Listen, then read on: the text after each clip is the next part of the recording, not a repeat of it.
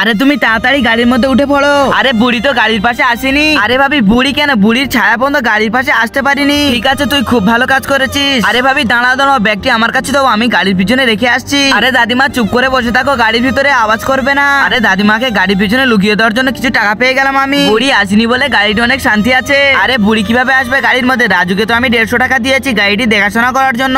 আরে আমি ব্যাগটি তো আনতে ভুলে গেছি, তুমি তো এখন ব্যাগটা নিয়ে আসো। আরে ওরা তো গাড়ির মধ্যে গেট বন্ধ করে চলে গিয়েছে। গাড়ির মধ্যে তো খুব গরম হচ্ছে, এখন আমরা কি করি? আরে গাড়ির মধ্যে তো খুব গরম, দেখি গাড়িটি খুলে গাড়ির মধ্যে কি আছে। আরে দাদি তুমি গাড়ির ভিতরে কিভাবে এসেছো? কিন্তু তার আগে মায়ের জন্য তো সবাই ভিডিওর মধ্যে লাইক করে। আজকে দেখ ভাই গরিব অসহায় বাবাটির জন্য ভিডিওর মধ্যে লাইক করে চ্যানেলটি সাবস্ক্রাইব করে কয়জনই। আর আপনি যদি গরিব অসহায়কে ঘৃণা করে থাকেন তাহলে এই ভিডিওর মধ্যে লাইক সাবস্ক্রাইব করার কিছু দরকার নেই। আরে নাতি আমি এখন চলে যাচ্ছি, তুই গাড়ির মধ্যে ব্যাগটা নিয়ে আয়। আরে ওরা এখন আসছে না কেন? গাড়ির মধ্যে আবার কি হলো? আরে এই বৌমা আমার জন্য পানি নিয়ে আয়, আমাকে খুব জোরে পানির পিপাসা লেগেছে।